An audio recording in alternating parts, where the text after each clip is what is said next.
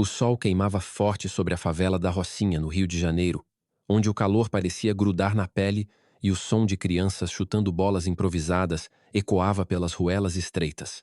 Era um dia comum, com o cheiro de feijão cozinhando nas casas e o ritmo do funk carioca pulsando ao fundo, mas algo incomum estava prestes a acontecer no coração do bairro.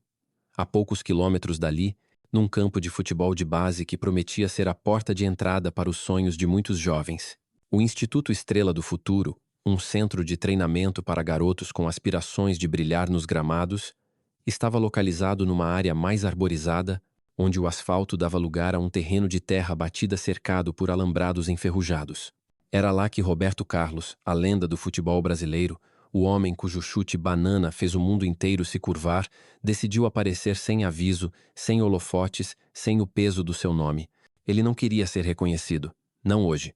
Vestido com uma camiseta cinza desbotada, um boné surrado cobrindo os olhos e um par de tênis gastos, ele parecia apenas mais um pai de família humilde, daqueles que aparecem nas academias de futebol com esperança nos olhos e pouco dinheiro no bolso. Sua missão era clara: investigar as denúncias que vinham chegando ao seu escritório há meses. Cartas anônimas, e-mails indignados, até mesmo mensagens nas redes sociais, todas contando a mesma história. O Instituto Estrela do Futuro, que ele ajudara a fundar como um projeto social, estava se transformando em um clube elitista, onde os treinadores escolhiam a dedo quem merecia atenção, favorecendo filhos de famílias ricas e ignorando os talentos das favelas. Roberto não queria mandar um auditor ou contratar uma equipe de investigação. Ele queria a verdade, e a verdade só aparece quando ninguém está olhando. Quando ele chegou ao portão do instituto, o segurança, um homem corpulento chamado Jorge, com óculos escuros e um rádio pendurado no cinto, mal levantou os olhos do celular. "O que você quer, tio?" perguntou, com um tom que misturava preguiça e desdém. Roberto, mantendo a voz baixa, respondeu: "Quero saber sobre o treinamento para os garotos. Meu filho está interessado." Jorge riu, um riso curto e cortante, e apontou para o estacionamento ao lado, onde SUVs reluzentes e carros importados brilhavam sob o sol. "Olha, amigo, aqui é pros moleques que têm condição, tá ligado? Não é qualquer um que entra."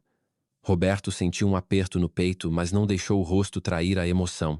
Ele apenas assentiu como se aceitasse a explicação e perguntou: "Posso pelo menos dar uma olhada no campo? Ver como funciona?" Jorge bufou, mas, talvez por tédio, acenou para que ele passasse. "Fica na sua, tá? Não vai atrapalhar ninguém." Roberto entrou, os ombros levemente curvados, o boné cobrindo metade do rosto, e caminhou até a arquibancada de concreto rachado, onde alguns pais assistiam aos treinos. O campo estava vivo, com garotos de 10 a 14 anos correndo atrás da bola, gritando, suando, enquanto os treinadores, com pranchetas na mão, davam ordens. Mas algo chamou a atenção de Roberto logo de cara. Enquanto alguns meninos, vestidos com uniformes novinhos e chuteiras de marca, recebiam instruções detalhadas, outros, com roupas remendadas e tênis furados, eram deixados de lado como se fossem invisíveis. Um garoto em particular, magro, de pele escura, com uma habilidade impressionante para driblar, parecia ser ignorado pelo treinador principal, um homem chamado Sérgio, que usava óculos de armação dourada e falava alto, como se quisesse impressionar os pais na arquibancada. Roberto sentou-se na ponta da arquibancada, observando tudo em silêncio. O garoto, que depois ele descobriria se chamar Lucas, tinha um jeito de jogar que lembrava o próprio Roberto na juventude, rápido, destemido, com um controle de bola que parecia desafiar a gravidade. Mas a cada tentativa de Lucas de se destacar, Sérgio o interrompia com um grito: "Para, moleque, não é assim que se joga." Ou pior, simplesmente virava as costas, focando em um menino loiro de chuteiras brilhantes que, apesar de esforçado, não tinha metade da habilidade de Lucas. Roberto apertou os punhos, mas permaneceu calado. Ele queria ver até onde aquela injustiça iria. Enquanto isso, na lateral do campo, um grupo de pais, todos bem vestidos, conversava animadamente com Sérgio, que sorria e apontava para seus filhos como se fossem mercadorias em exposição. "Esse aí, o Pedro, tem potencial para a Europa", dizia Sérgio, ignorando o fato de que Pedro havia perdido a bola 3 vezes seguidas. Roberto notou que os outros pais, os que não tinham carros caros ou roupas de grife, estavam sentados mais afastados, com expressões de resignação. Uma mulher com um vestido simples e um lenço na cabeça tentava falar com Sérgio, mas ele a dispensou com um aceno, dizendo: "Agora não, dona. Tô ocupado. A mulher voltou para seu lugar, o rosto marcado pela decepção. Foi então que Roberto decidiu agir. Ele se levantou, caminhou até a grade que separava a arquibancada do campo e chamou um dos assistentes, um jovem treinador chamado Diego, que parecia deslocado entre os colegas. Diego tinha uns 25 anos, cabelo curto e um olhar inquieto, como se soubesse que algo estava errado, mas não tivesse poder para mudar. Oi, amigo, disse Roberto, mantendo o tom humilde. Quero saber como faço para inscrever meu filho aqui. Ele joga bem, mas a gente não tem muito dinheiro. Diego hesitou, olhando para Roberto como se tentasse decifrá-lo. Olha, como é o nome? João, mentiu Roberto sem pestanejar. Tá certo, seu João. Não é fácil entrar aqui. Eles pedem uma taxa de inscrição e depois tem a mensalidade. Mas, se seu filho for bom mesmo, talvez consiga uma bolsa. O problema é que Diego baixou a voz, olhando para os lados. O Sérgio e os outros treinadores escolhem quem eles acham que vale a pena. E bem, eles olham mais para o bolso dos pais do que para o talento dos meninos. Roberto assentiu, como se a informação não o surpreendesse, mas por dentro ele sentia o sangue ferver. E aquele garoto ali? Perguntou, apontando para Lucas, que agora estava sentado no banco, com a cabeça baixa. Ele parece bom. Por que ninguém dá atenção para ele? Diego suspirou. O Lucas, ele é o melhor do time, mas não tem chuteira decente, não tem pai rico, não tem nada que o Sérgio acha importante. Eles dizem que ele não tem perfil para representar o instituto. Roberto agradeceu a Diego com um aceno e voltou para a arquibancada, mas agora sua mente estava em chamas. Ele sabia que não podia ficar apenas observando. Precisava testar o sistema, ver até onde a arrogância dos responsáveis pelo instituto iria. Ele esperou o fim do treino, quando os garotos começaram a deixar o campo, e caminhou até a pequena secretaria do instituto, um escritório improvisado com paredes de compensado e um ventilador barulhento. Lá, ele encontrou uma recepcionista chamada Carla, uma mulher de meia idade com unhas pintadas de vermelho e um sorriso forçado. Boa tarde, disse Roberto, tirando o boné por educação. Quero inscrever meu filho no treino. Como funciona? Carla o mediu de cima a baixo, o olhar parando na camiseta desbotada e nos tênis gastos. Olha, senhor, aqui é um instituto de elite, tá? A gente forma jogadores para grandes clubes. Tem uma taxa de R$ 1.000 só para avaliação e depois a mensalidade é 2.000. Seu filho já jogou em algum time profissional? Roberto negou com a cabeça, mantendo a fachada. Não, mas ele é bom. Joga na rua desde pequeno. Carla riu, um riso que era mais deboche do que simpatia. Na rua? Meu querido, aqui não é pelada de rua. É outro nível. Talvez você devesse tentar um campinho comunitário. Antes que Roberto pudesse responder, Sérgio entrou no escritório, limpando o suor da testa com uma toalha de marca. Que está acontecendo aqui? Perguntou, com um tom que deixava claro que ele não gostava de interrupções. Carla apontou para Roberto. Esse senhor quer inscrever o filho, mas já expliquei que aqui não é qualquer um que entra. Sérgio olhou para Roberto com desdém, como se ele fosse uma mosca atrapalhando seu dia. Amigo, deixa eu te explicar uma coisa, disse, cruzando os braços.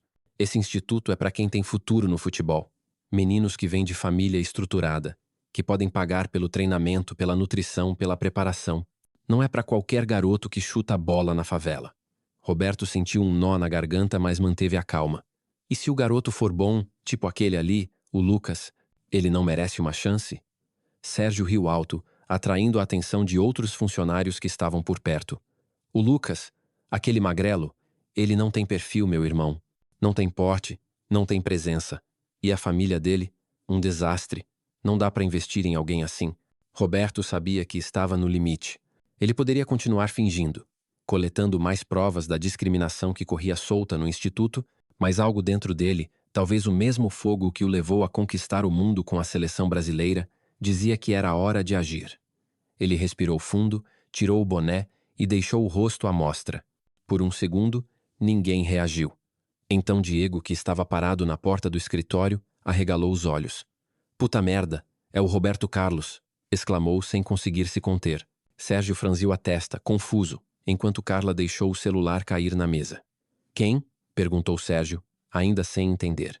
Roberto deu um passo à frente, a voz firme, mas sem gritar. Roberto Carlos, fundador honorário desse instituto.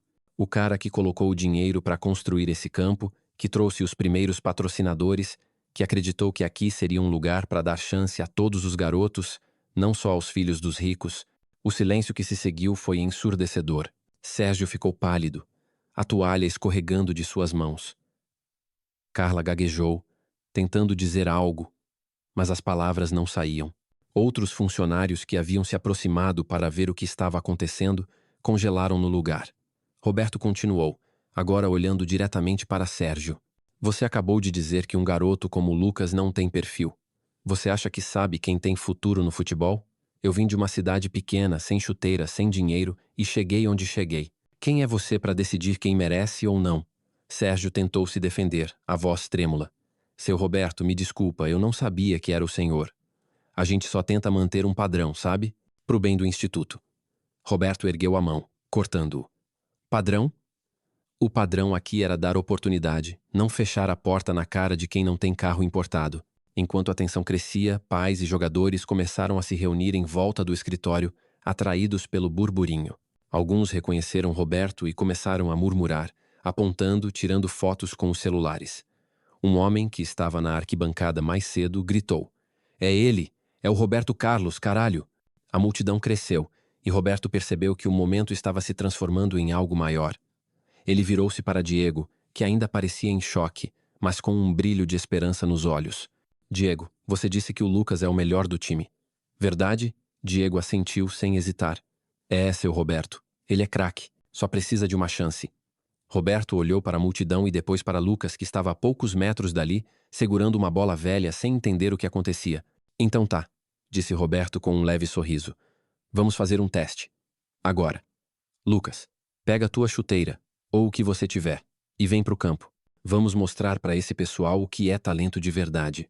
A multidão explodiu em aplausos, enquanto Sérgio e Carla trocavam olhares de pânico. Roberto caminhou até o centro do campo, com Lucas ao seu lado, e chamou todos os garotos para um jogo improvisado. Ele dividiu os times, colocou Lucas como capitão de um deles e disse aos treinadores, com um tom que não admitia discussão: Vocês vão assistir e vão aprender. O jogo começou, e Lucas, apesar dos tênis furados, correu como se o mundo dependesse disso. Ele driblava, passava, chutava com uma precisão que fazia os pais na arquibancada gritarem de empolgação. Roberto, de braços cruzados na lateral, observava tudo, mas seu olhar também caía sobre Sérgio, que agora estava encolhido, tentando se esconder atrás de outros funcionários. Quando Lucas marcou um golaço, um chute curvado que lembrou a todos o famoso banana de Roberto, a multidão foi à loucura. Até Diego, que havia mantido a compostura até então, não conseguiu segurar o grito. É isso, Lucas. Mostra para eles. Mas Roberto sabia que o jogo era apenas o começo. Ele precisava garantir que a verdade viesse à tona, que a cultura de elitismo e discriminação no instituto fosse exposta e destruída. Enquanto os garotos comemoravam no campo, ele pegou o celular e mandou uma mensagem para seu assistente, Marcelo, que estava a quilômetros dali, em São Paulo. Ativa o sistema. Quero todos os registros de inscrição, relatórios de treino e reclamações dos últimos 2 anos. E avisa o conselho do instituto. Estou assumindo o comando agora. Marcelo respondeu em segundos. Entendido, chefe. Tudo pronto. Roberto guardou o celular e olhou para Sérgio, que agora tentava se aproximar, com um sorriso forçado. Seu Roberto, deixa eu explicar.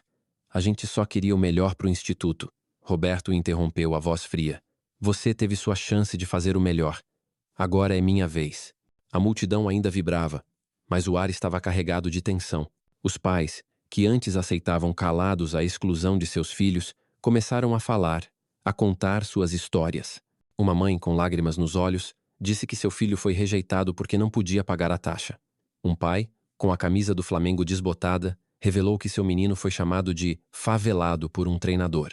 As vozes cresciam, e Roberto ouvia tudo, anotando mentalmente cada detalhe.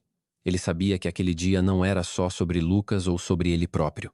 Era sobre cada garoto que sonhava com uma bola nos pés, mas era barrado por portas que nunca deveriam estar fechadas. Diego, agora ao seu lado, sussurrou. Seu Roberto, o que vai acontecer com o instituto? Roberto olhou para o campo onde Lucas ainda corria, livre, feliz, e respondeu. Vai mudar. Tudo vai mudar. O sol começava a se pôr, pintando o céu de laranja, e o campo parecia pulsar com uma energia nova, como se soubesse que algo grande estava nascendo. Roberto Carlos, a lenda que já havia conquistado o mundo, estava ali, no meio de um campinho de terra, lutando por algo maior que troféus ou medalhas. Ele estava lutando pela justiça, pelo sonho de meninos como Lucas, pelo Brasil que ele amava, um Brasil onde o talento não tivesse preço, onde a bola fosse de todos. E naquele momento, enquanto a multidão o cercava e os olhos de Sérgio tremiam de medo, Roberto soube que o jogo verdadeiro estava apenas começando. Qualquer jogo podia ser vencido. O campo do Instituto Estrela do Futuro ainda ecoava os gritos de empolgação do jogo improvisado que Lucas, o garoto da favela, transformara em um espetáculo de talento puro. O sol já havia se posto, e as luzes fracas dos postes ao redor do terreno lançavam sombras longas sobre a terra batida. Roberto Carlos, agora sem o boné que escondia seu rosto, estava no centro de tudo, mas não como a lenda do futebol que todos conheciam. Ele era, naquele momento, um homem com uma missão: arrancar pela raiz a cultura de elitismo que havia envenenado o projeto que ele sonhara ser um farol de esperança para os jovens do Brasil. A multidão de pais, garotos e curiosos ainda o cercava, alguns com celulares gravando, outros sussurrando entre si, enquanto Sérgio, o treinador principal, e os outros funcionários permaneciam à margem, com rostos pálidos e olhos baixos, sabendo que o chão sob seus pés estava desmoronando. Mas Roberto não estava ali para celebrar a vitória momentânea do jogo de Lucas ou para se vingar da arrogância que enfrentara. Ele queria construir algo novo, algo que honrasse o verdadeiro espírito do futebol brasileiro. O esporte que não pergunta de onde você vem, mas o que você pode fazer com a bola nos pés. Ele olhou para Diego, o jovem treinador que ousara falar a verdade, e disse, com uma voz que cortava o ar: "Você fica comigo. Vamos mudar esse lugar, começando agora." Diego assentiu, o peito inflado de orgulho, mas também de responsabilidade. A revolução estava apenas começando. Roberto sabia que expor a discriminação no instituto era só o primeiro passo. O verdadeiro desafio era transformar o sistema que permitira que pessoas como Sérgio prosperassem, escolhendo quem merecia sonhar com base no dinheiro dos pais ou na marca das chuteiras. Ele reuniu os funcionários em um canto do campo, sob o olhar atento dos pais e jogadores, e anunciou: "Quem quiser ficar, vai ter que provar que acredita no que esse instituto deveria ser, um lugar onde o talento é a única moeda que importa. Quem não estiver disposto, a saída é ali." Ele apontou para o portão enferrujado, e o silêncio que se seguiu foi pesado. Sérgio tentou falar, gaguejando: "Seu Roberto, eu só fiz o que achava melhor para o instituto. A gente precisava de recursos, de patrocinadores." Roberto o interrompeu, sem levantar a voz, mas com uma firmeza que fez todos estremecerem. "Você não fez o melhor para o instituto. Você fez o melhor para você mesmo." E acabou. Sérgio abaixou a cabeça sem argumentos, enquanto outros funcionários, como Carla, recepcionista, começaram a juntar suas coisas, sabendo que não tinham lugar ali. Mas Roberto não queria apenas limpar a casa. Ele queria reconstruí-la.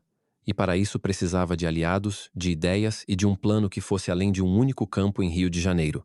Naquela mesma noite, Roberto chamou Diego e dois outros funcionários que haviam ficado calados durante o confronto, mas que agora pareciam dispostos a mudar. Ana, uma nutricionista que trabalhava meio período no instituto, e Marcos, um preparador físico que confessou ter visto a discriminação, mas nunca teve coragem de falar. Juntos, eles montaram uma espécie de quartel-general improvisado na secretaria do instituto, com cadeiras de plástico, uma mesa bamba e um quadro branco onde Roberto começou a rabiscar ideias. "Primeiro", disse ele, "vamos abrir as portas. Todo garoto que quiser treinar aqui, vai treinar. Não tem taxa de inscrição, não tem mensalidade. Vamos encontrar patrocinadores que acreditem no talento, não no status."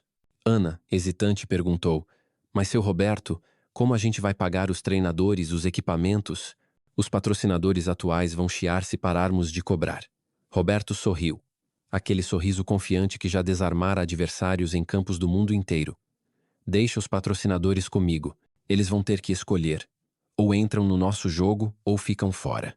Ele pegou o celular e ligou para Marcelo, seu assistente, que já estava coordenando uma equipe em São Paulo. "Marcelo, quero uma lista de todas as empresas que apoiam o Instituto. E avisa que vou fazer uma reunião com eles amanhã. Quem não quiser apoiar um projeto para todos, vai perder o direito de ter o nome no nosso campo." Enquanto a noite avançava, Roberto e sua pequena equipe começaram a traçar um plano maior. Ele queria transformar o Instituto Estrela do Futuro em um modelo para o Brasil. Um lugar onde qualquer criança, de qualquer favela, de qualquer canto esquecido, pudesse ter a chance de brilhar. Mas ele sabia que isso exigiria mais do que boa vontade. Era preciso estrutura, treinamento de qualidade e, acima de tudo, uma cultura que valorizasse a igualdade. Diego sugeriu algo que fez os olhos de Roberto brilharem.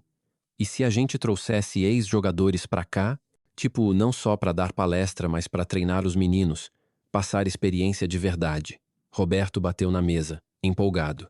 Isso, vamos chamar os caras que sabem o que é ralar pra chegar no topo. Romário, Bebeto, até o Cafu, se ele topar. Eles vão mostrar pra esses garotos que o caminho é duro, mas possível. Ana acrescentou. E a gente precisa cuidar da saúde deles. Muitos vêm da favela, mal comem direito. Posso montar um programa de alimentação, com parcerias para doação de comida. Marcos, que até então estava quieto, levantou a mão. Eu posso trabalhar na parte física, mas de graça. Esses meninos precisam de força, mas também de confiança.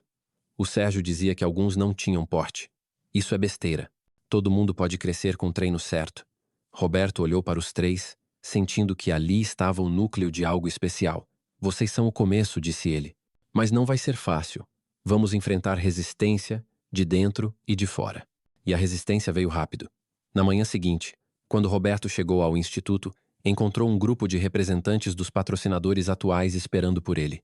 Eram homens de terno, com pastas de couro e expressões sérias, liderados por Ricardo Almeida, um executivo de uma grande empresa de material esportivo que financiava o instituto há anos.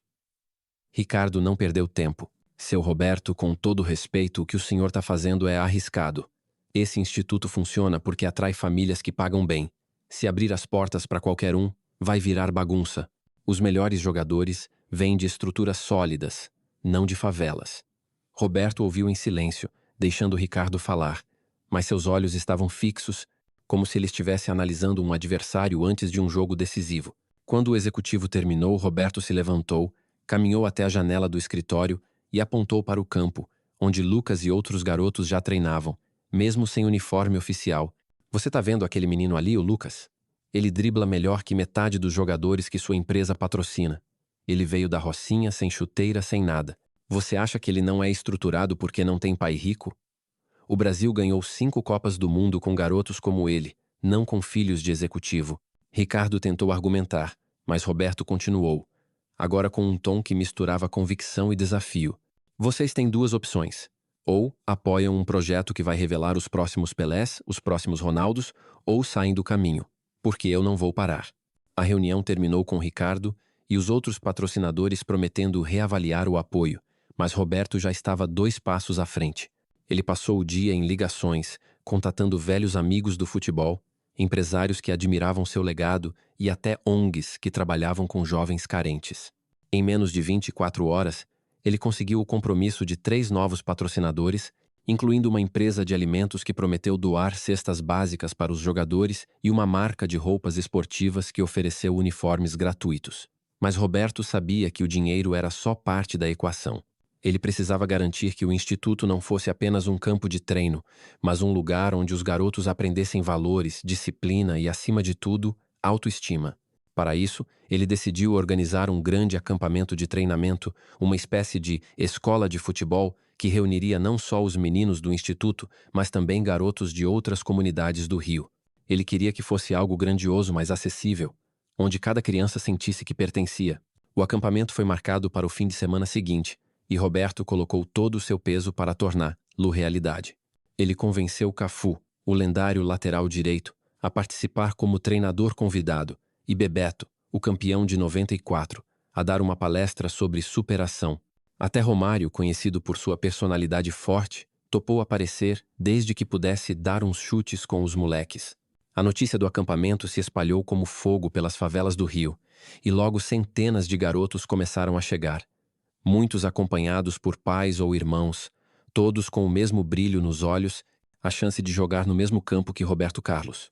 O instituto, que antes era um espaço quase exclusivo para a elite, agora pulsava com a energia caótica e vibrante das comunidades cariocas. Havia meninos de pés descalços, outros com chuteiras emprestadas, alguns com bolas tão velhas que mal quicavam. Mas todos tinham algo em comum: o sonho de serem vistos, de serem alguém. No dia do acampamento, o campo estava irreconhecível. Bandeiras coloridas tremulavam nos alambrados, e voluntários, muitos deles moradores das favelas próximas, ajudavam a organizar os times. Roberto estava por toda parte, cumprimentando os garotos, ajustando as traves, conversando com os pais. Ele fez questão de que Lucas fosse um dos líderes do evento, não como um símbolo de caridade, mas como um exemplo de talento. "Você é o capitão hoje", disse Roberto, entregando a Lucas uma faixa improvisada. "Mostra para eles o que você sabe fazer." Lucas, ainda tímido, assentiu, mas seus olhos brilhavam com uma confiança que não existia dias antes. O acampamento foi um sucesso estrondoso. Cafu ensinou os meninos a marcar sem medo, Bebeto contou histórias de seus gols na Copa, e Romário, fiel ao seu estilo, desafiou os garotos a um rachão onde ele, mesmo com quase 60 anos, ainda driblava como nos velhos tempos. Mas o momento mais marcante veio no fim do dia, quando Roberto reuniu todos no centro do campo e falou, com a voz rouca de emoção: "Vocês não precisam de dinheiro para ser grandes. Vocês precisam de coragem, de trabalho duro e de acreditar que o mundo é de vocês. Esse campo é de vocês. Esse jogo é de vocês." Não. Enquanto o acampamento transformava o instituto em um símbolo de esperança, Roberto enfrentava outro desafio. O conselho do instituto, formado por empresários e ex-jogadores, estava dividido. Alguns apoiavam a visão de Roberto, mas outros, influenciados pelos patrocinadores antigos, achavam que a abertura para todos era arriscada demais. Um dos conselheiros, Paulo Mendes, um ex-dirigente de clube, foi direto numa reunião tensa. "Roberto, você está jogando fora anos de trabalho. Esse instituto era para formar elite, não para virar creche de favela." Roberto, que raramente perdia a calma, se inclinou sobre a mesa e respondeu, cada palavra pesando como um chute: "Elite? A elite do futebol brasileiro veio da rua, da lama, da fome. Se você não entende isso, não entende o Brasil." Ele apresentou um plano detalhado com números que Marcelo havia preparado, projeções de novos patrocinadores, parcerias com escolas públicas e até um programa de bolsas para os melhores jogadores. O conselho, pressionado pela força do nome de Roberto e pela repercussão do acampamento, acabou cedendo, mas Paulo Mendes deixou a reunião prometendo lutar contra essa loucura. Nos dias seguintes, Roberto e sua equipe trabalharam sem parar. Eles implementaram um novo sistema de seleção, onde os garotos eram avaliados por um comitê de treinadores independentes, sem interferência de dinheiro ou contatos. Diego foi promovido a coordenador de treinamento, com a missão de garantir que nenhum talento fosse ignorado. Ana começou a trabalhar com nutricionistas voluntários para montar refeições balanceadas para os jogadores, enquanto Marcos criou um programa de condicionamento físico adaptado para meninos que nunca tiveram acesso a academias. Mas Roberto sabia que a mudança precisava ir além do instituto. Ele começou a visitar outras academias de futebol pelo Rio, compartilhando sua visão e incentivando-as a adotar o mesmo modelo. Em cada visita, ele levava Lucas, agora com um par de chuteiras novas, doadas por um dos patrocinadores que abraçaram a causa. Lucas não era só um jogador promissor. Ele era a prova viva de que o sistema podia mudar. Meses depois, o Instituto Estrela do Futuro estava irreconhecível. O campo, antes um símbolo de exclusão, agora era um ponto de encontro para comunidades inteiras. As arquibancadas, outrora vazias, ficavam lotadas de pais, avós, irmãos, todos torcendo com o mesmo fervor de um Maracanã. Lucas, agora capitão oficial do time Sub-14, liderava os treinos com uma maturidade que impressionava até os treinadores mais experientes. E Roberto, que nunca quis ser apenas uma figura decorativa, continuava presente, não como uma lenda intocável, mas como um líder que soava junto, que ouvia, que construía. Ele sabia que o trabalho estava longe de acabar. Ainda havia outros institutos, outro Sérgio por aí, outras portas fechadas. Mas naquele campo, sob o céu carioca, ele sentia que estava no caminho certo, porque o futebol, o verdadeiro futebol, não era sobre dinheiro ou status. Era sobre o garoto que corre atrás da bola com o coração na ponta da chuteira, acreditando que o mundo pode ser seu.